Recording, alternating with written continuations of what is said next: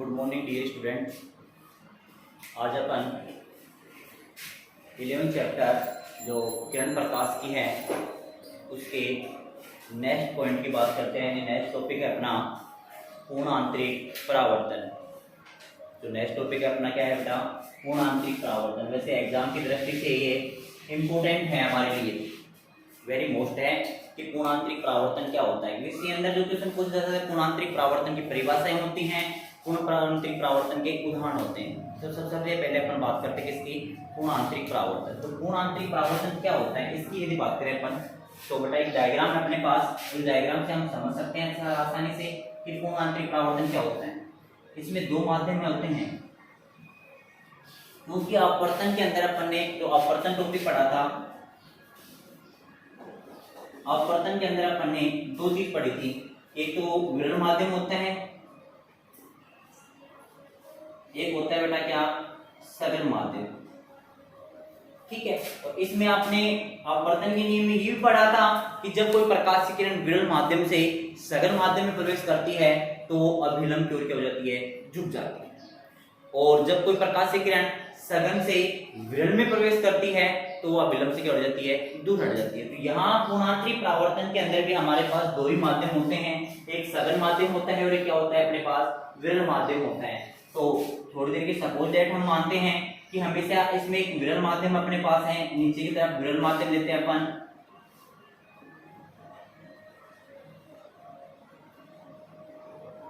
विरल माध्यम हो गया अपने पास, वायु का माध्यम होगा तो आप इसे म्यू ए कह सकते हैं, एयर वायु का माध्यम हो गया अपने पास। एक माध्यम होता है अपने पास जल का या कांच का, कोई भी माध्यम ले सकते हैं अपन, जिसे अपन सघन माध्यम कहते हैं बेटा। क्या कहते हैं? सघन माध्यम। जो जल का माध्यम भी हो सकता है या कांच ले सकते हैं, किसी यानी वायु के अलावा किसी भी अन्य माध्यम जो होते हैं उसे सघन माध्यम बोला जाता है। और ये अपने पास क्या है? इसका एक सघन माध्यम है। पूर्णांतरिक परावर्तन जो होता है ये इसके पूर्णांतरिक परावर्तन कुछ नियम भी होते हैं, वो नियम के अनुसार ही हम पूर्णांतरिक परावर्तन प्राप्त कर सकते हैं। जो नियम होते हैं उनके अनुसार ही हम क्या कर सकते हैं? पूर्णांतरिक परावर्तन प्राप्त कर सकते हैं। ये माध्यम है अपने पास जिसे अपन सघन माध्यम कहेंगे।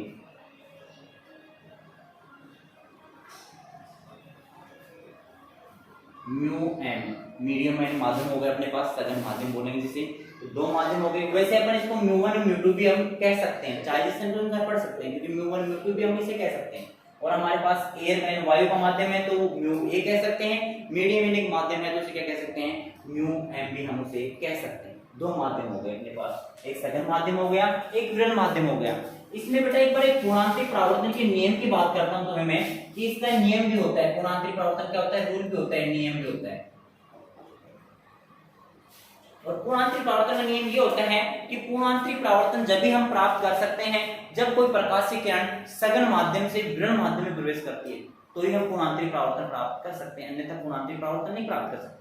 कि कब कर सकते हैं? जब कोई प्रकाश किरण सघन माध्यम से किसमें प्रवेश करे? विरल माध्यम में प्रवेश करती है तो ही हम क्या प्राप्त कर सकते हैं? पूर्णांतरिक परावर्तन प्राप्त कर सकते हैं, नियम है। और एक और होता है इसके अंदर एक क्रांतिक कोण आता है जो अभी नेक्स्ट आएगा जब बताऊंगा मैं। इसके अंदर पूर्णांतरिक परावर्तन के अंदर होता है क्या होता है? क्रांतिक कोण होता है जिसे IC से व्यक्त करते हैं। ये भी इस नियम के अंदर ही होता है कि क्रांतिक कोण। अब होता क्या है इसकी बात करें अपन, किस प्रकार होता है? कोई भी हमारे पास एक प्रकाश स्रोत है, सूर्य का हुआ या किसी का भी हुआ, एक प्रकाश स्रोत है। प्रकाश स्रोत से प्रकाश किरणें निकल के आती हैं। जैसे अपन थोड़ी देर में सपोज दैट करते हैं, बात करते हैं कि प्रकाश किरण यहां से आ रही है इस माध्यम में, जिसे आपतित प्रकाश की किरण कहते हैं। कौन सी कहते हैं? आपतित किरण। ये आपतित किरण सघन माध्यम में प्रवेश करके किस में जा रही है? विरल माध्यम में जा रही है। जहां ये पृष्ठ पे टकराते दोनों माध्यमों के वहां एक अभिलंब डालते हैं अपन।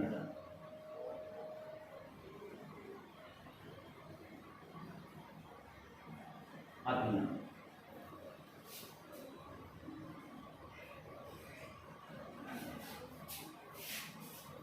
प्रकाश की किरण टकरा रही है तो हम इसे आपतित किरण और अभिलंब के मध्य बने कोण को आपतन कोण कहते हैं, यानी आई से व्यक्त करते हैं, राइट।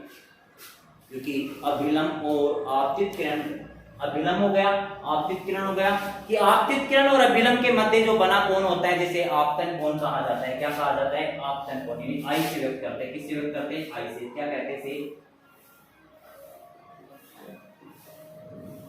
आपतन कोण। जब प्रकाश की किरण, हमें पता है कि सघन माध्यम से विरल माध्यम में प्रवेश करती है, जब प्रकाश की किरण किससे?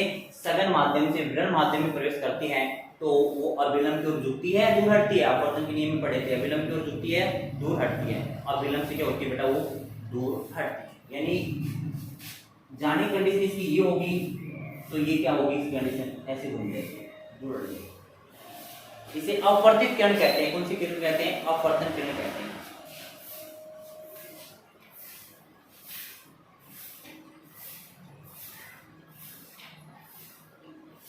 अपवर्तित किरण व अभिलंब के मध्य जो बनने वाला कोण है उसे अपवर्तन कोण कहते हैं। और अपवर्तन कोण का मान आपतन कोण से क्या होता है? अधिक होता है, क्योंकि दूर हटेगी तो अधिक होगा। अपवर्तन कोण का मान आपतन कोण से क्या होता है? अधिक होता है। माध्यम वही हमारे पास दो होते हैं, सघन माध्यम होते हैं, क्या होते हैं? विरल माध्यम होता है।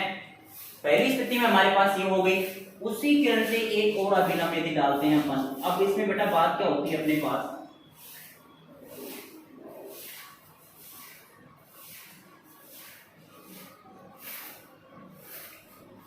कि इसमें दो कोण बन रहे हैं अपने पास। एक तो आपतन कोण होता है, आपतन कोण हम जानते हैं अभिलंब और आपतित किरण के मध्य बनता है, जिसे आई से व्यक्त करते हैं। और एक अपवर्तन कोण होता है, जिसे किससे व्यक्त कर रहे हैं? आर से व्यक्त कर रहे हैं।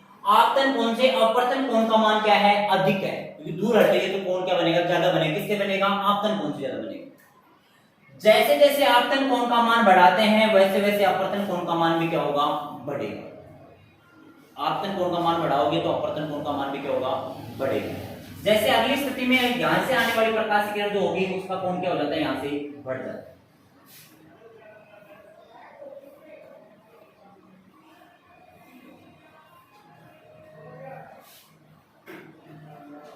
वही आपतित किरण हुई, पर इसका कोण इसकी तुलना में क्या हो गया? अधिक हो गया। आपतन कोण का मान क्या हुआ? ज्यादा हुआ। आपतन कोण का मान ज्यादा होगा तो अपवर्तन कोण का मान भी क्या होगा? अधिक होगा। अपवर्तन कोण का मान भी क्या होगा? अधिक होगा।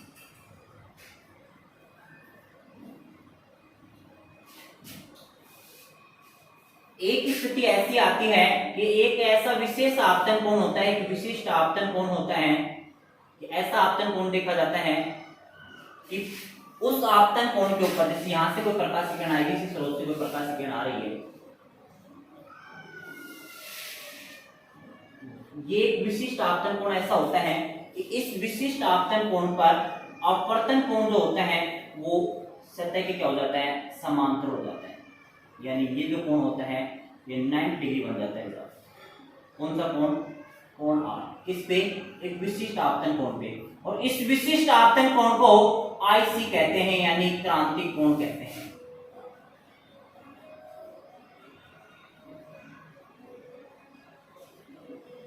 इस विशिष्ट आपतन कोण क्या कहते हैं? आईसी, यानी क्रांतिक कोण कहते हैं, कि जिस पर अपवर्तन कोण का मान 90 डिग्री हो जाता है। जिस पे अपवर्तन कोण का मान कितना हो जाता है? 90 डिग्री हो जाता है। उस विशिष्ट आपतन कोण को क्या कहते हैं? अपन क्रांतिक कोण कहा जाता है। क्या कहा जाता है बेटा? उसे क्रांतिक कोण कहा जाता है।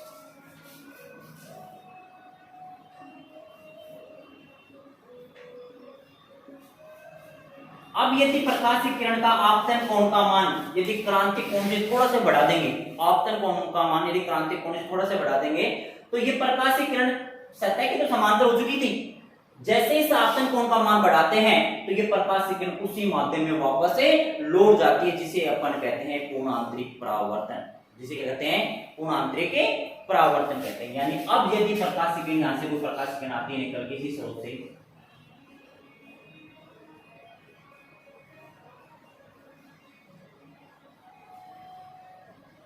उसका आपतन कोण क्रांतिक कोण से क्या होता है? अधिक होता है।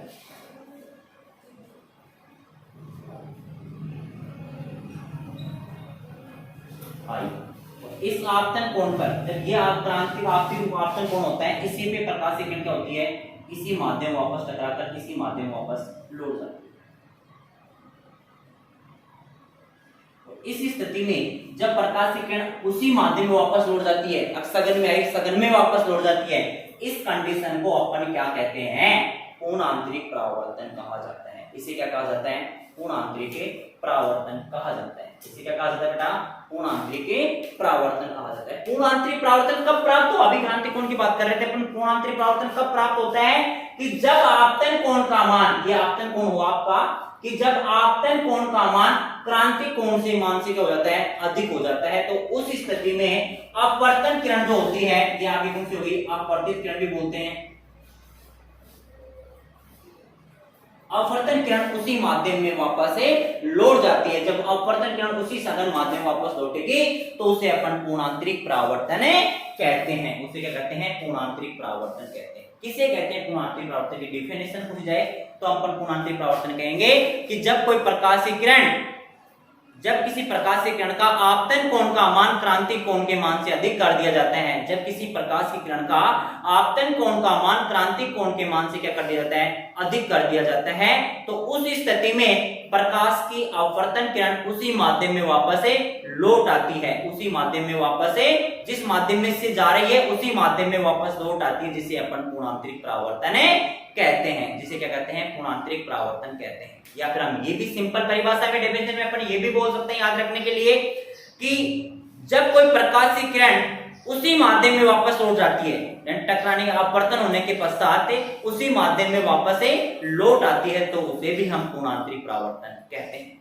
अब क्रांतिक कोण की परिभाषा की बात करें तो क्रांतिक कोण की परिभाषा क्या होती है, उसकी यदि डेफिनेशन की बात करें, क्रांतिक कोण आईसी की बात करें अपन, तो क्रांतिक कोण किसे कहते हैं बेटा, कि वह एक विशिष्ट आपतन कोण, वह एक विशिष्ट आपतन कोण जिस पर अपवर्तन कोण का मान 90 डिग्री हो जाता है। वह एक विशेष आपतन कोण जिस पर अपवर्तन कोण का मान 90 डिग्री हो जाता है, उसे उस आपतन कोण को क्रांतिक कोण कहते हैं। उस आपतन कोण क्या कहते हैं बेटा, क्रांतिक कोण कहते हैं। उसे आईसी से व्यक्त करते हैं। ये अपने पास क्या होगा, पूर्णांतरिक परावर्तन हो गया। अब पूर्णांतरिक परावर्तन के नियमों की बात करते हैं अपन कि पूर्णांतरिक परावर्तन का नियम क्या होता है। जैसे फर्स्ट नियम की बात करें, फर्स्ट नियम में कि पूर्णांतरिक परावर्तन की बात करें तो पूर्णांतरिक परावर्तन का पहला जो नियम होता है वो ये होता है बेटा कि पूर्णांतरिक परावर्तन हमेशा सघन माध्यम से विरल माध्यम में प्राप्त किया जाता है। विरल से सघन में नहीं, ओनली किससे, सघन से विरल में होगी, कंडीशन होगी तो ही किसमें प्राप्त किया जाता है, पूर्णांतरिक परावर्तन प्राप्त किया जाता है। दूसरा सेकंड नियम इसका रूल है कि जब इसका क्रांतिक कोण का आपतन कोण का मान, जो आपतन कोण होता है, ये आपतन कोण हो गया आपका, आपतन कोण का मान क्रांतिक कोण से क्या हो जाता है, अधिक, यानी इस कोण से, क्रांतिक कोण से अधिक होता है तो ही हम पूर्णांतरिक परावर्तन प्राप्त कर सकते हैं। तो हम क्या प्राप्त करते हैं बेटा, पूर्णांतरिक परावर्तन प्राप्त करते हैं। ये पूर्णांतरिक परावर्तन के नियम हो गए, ये पूर्णांतरिक परावर्तन हो गया आपका। इसके बाद नेक्स्ट पॉइंट अपनाता है पूर्णांतरिक परावर्तन के उदाहरणों की बात करते हैं। तो पूर्णांतरिक परावर्तन के कुछ उदाहरण और भी होते हैं अपने पास, जो बात करेंगे अपन कल के वीडियो में। धन्यवाद।